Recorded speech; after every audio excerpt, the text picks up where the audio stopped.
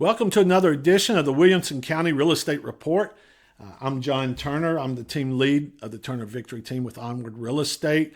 We bring you this report every week, so appreciate you tuning in. Please make sure you subscribe below if you want to know everything that's going on with Williamson County Real Estate. Let's go ahead and get started on our charts here, and let me jump back over here. Our Turner Victory team market health score, we've got it at a 54 this week. Now that takes into account all sorts of different things.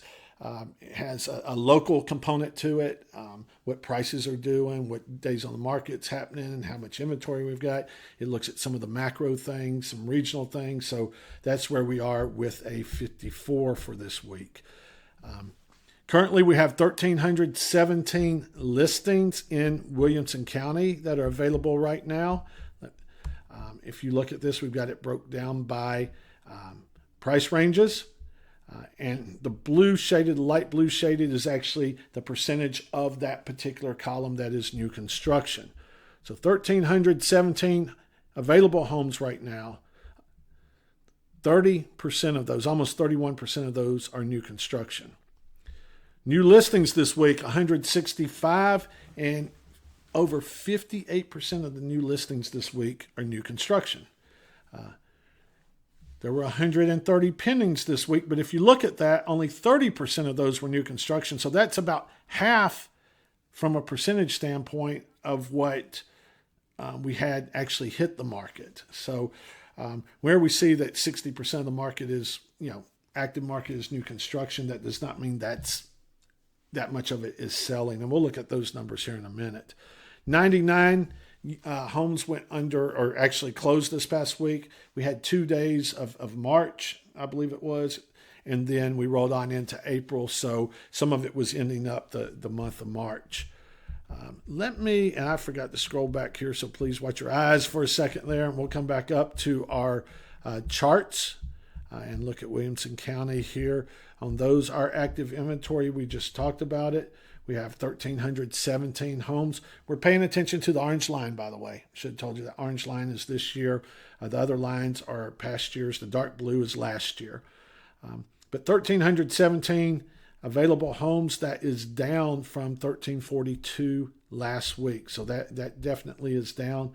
Our month supply took a slight dip. Last week it was 3.76, this week 3.72, so a little bit of a dip. We're still quite a bit higher than what we were last year. Last year at this time, we had 3.06. Now, I will remind you, month supply means that if no new homes came on the market, which we know that's not going to happen, but no new listings came on the market, and sales continued at the pace that they're at, it would take, in this case, 3.72 months to go through all that inventory. So, and that does not mean that the average days on the market is 3.7 months. That's going to vary, but this is a gauge for us to determine how much inventory is out there versus how much demand is out there. New listings by week. The interesting thing is we continue to be below 2025 and 2024 numbers with new listings. We've been talking about that. It's a little bit of a concern, and whenever you look at, as we saw earlier, 60% of those this week were new construction. What's happening with all the existing homes? Are they coming on the market? I don't know. I mean, it's definitely a smaller percentage of what's happening. Weekly pendings, and I'm only comparing this to last year because it's been interesting. We bounced back and forth, kind of yo-yoed between outperforming last year or underperforming. But I can tell you that this week there were 160 new construction, 160 new pendings this week versus 130. Let me back up. 130 pended this week this year versus 160 last year. There we go. Got it right. So that's a huge drop-off. It's certainly something to pay attention to. Don't know how much of that has to do with mortgage rates. Don't know how much of that has to do with lack of inventory. I just really don't know. It's not a trend. It's nothing to get bent out of shape about or anything like that, but it is something we want to keep our eyes on moving forward. All right, let's look at our monthly closings. I want to go back to January of 2025 because in January 2025, we had 266 closed sales. This January, we had 256. So we were down 10 closed sales in January, but not far off. In February, we had 284. In February of last year, 284 sales. This February, 283. So down 1. So through the first 2 months of the year, we were down 11 closings for the first 2 months. If you look at March of last year, there was 423 closings. March of this year, 351. So that's about 70 units less for March. So that's quite a bit of a drop. It really kind of came as a surprise looking at those numbers. So again, something to keep our eye on. We do have a leading indicator that we'll look at here in a minute on that. Active inventory by price range. Y'all probably know this, but the 1 to 1.5 million is our most active price range right now. As far as inventory goes. This is not sales, this is actual inventory. So between the 800 to 1.5 million, that's where buyers have the most choices. And then where we look at the relist also, that kind of tells you that some of the price ranges too that are not moving as quickly because we've seen a lot of relist here. As a matter of fact, in the 800 to 1 million, over 38% of the homes that are on the market were on the market before. They took them off and brought it back on. You don't take it off the market if you're having success. So probably was not selling, not getting the people coming through, the showings like they expected. It could be they pulled off to do a new pricing strategy, maybe a new presentation strategy, pulling it off to paint, carpet, do landscaping, whatever it is. I will tell you, we talk about this all the time. You've really got to nail the 3 P's in this market, and that's presentation. I mean, you've got to buyers don't have to overlook anything. They won't overlook anything because they have a lot of choices. And we talked about a few minutes ago, they have a lot of new construction they're probably looking at. So if your home is not showing like new construction, you're already at a disadvantage. Yes, you may have a bigger yard. You may have more mature trees. You may have a fence. You may have, I've heard it all, okay? And I get that. But still, if you do not have that warm, fuzzy new home feeling when a buyer walks in, they just don't really fall in love with your house. So you've got to get the presentation correct. The promotion, you've got to get that correct. You need an agent that is going to promote your house. And that's not just a big fancy video. I mean, we do videos, but where's that video going? Who's seeing it? The biggest thing that you need to be concerned about with the promotion of your house is how many potential buyer eyeballs are getting on that house. You know, it doesn't matter if you've got a video that goes viral and, you know, a lot of other realtors are sharing it because they think it's really cute or because all your friends think it's cute, whatever, you know. Those do happen and they do help sell houses sometimes. Don't get me wrong. I'm nothing against those, but it's how many eyeballs, people who are actively looking for a house, how many of them are actually seeing your house? That's what you're concerned about from a promotion standpoint. The 3rd P is pricing. And no matter what you do, no matter how well you present it, no matter how well you promote it, if you do not price it correctly, you're not going to get it sold. So you need to make sure you price it correctly. And we go back here to there's 38% of the sellers in the 800 to 1 million price range in Williamson County who have missed on at least one of the 3 Ps. I mean, it's a very competitive market out there, so you've got to be on the ball. Talking a little bit about new construction, our active inventory in Williamson County right now of almost 31% of the active inventory is new construction. 46% of the new inventory or the under contracts are just new construction. Well, I'm getting tongue tangled there. So 46% of all the homes under contract in Williamson County is new construction. But the homes that have closed in the past 6 months, 29% of those have been new construction. So there is a little bit of a disconnect between the active inventory and how much is out there versus what buyers are choosing.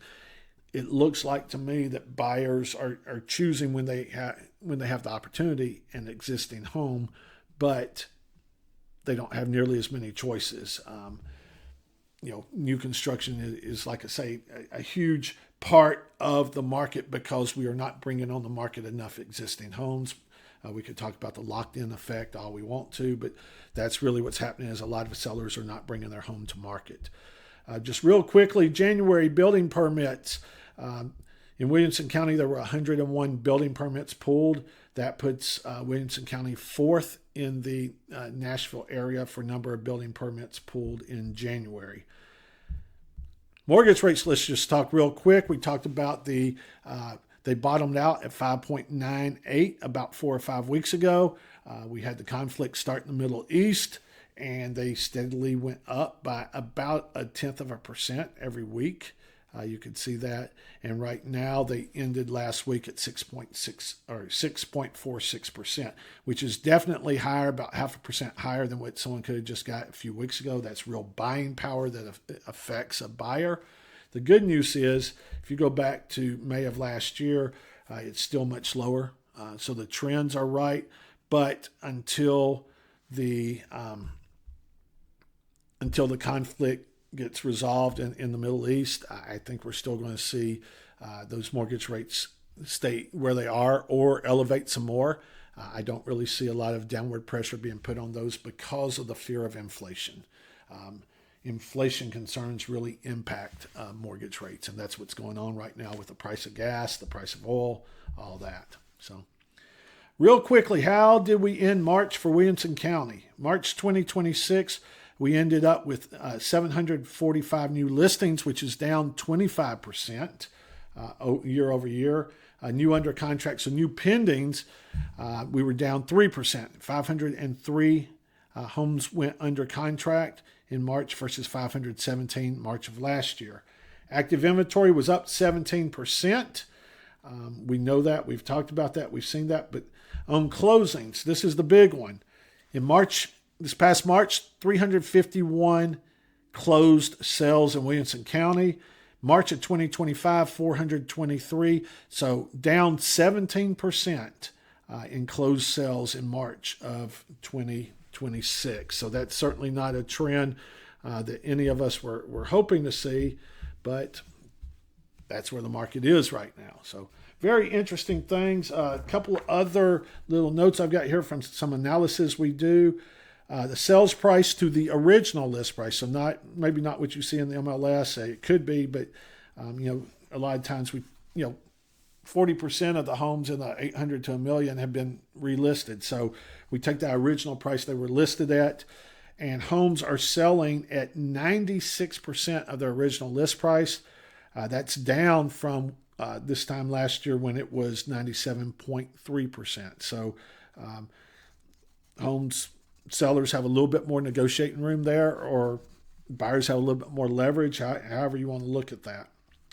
This is very interesting. So almost 31% of the homes that hit the market sell in the first month. All right, so almost 31%. But over 27% of the homes take over 90 days to sell. So 31% sell in the first 30 days, 27.6% sell in over 90 days. And then you've got the middle there where about 25% of the homes sell somewhere between 30 and 90 days. But it is very interesting that, if you don't sell in those first 30 days, there is a greater chance that you will be on the market more than 90 days than less than 90 days. So, anyway, that's what I've got for you this week. We enjoy using these stats to help our clients. I hope they help you. If you're looking to buy a home in Williamson County, in the Franklin, Brentwood, Nolensville areas, we'd love to help you. But more than that, we hope that we've given you some insights on what type of leverage you might have.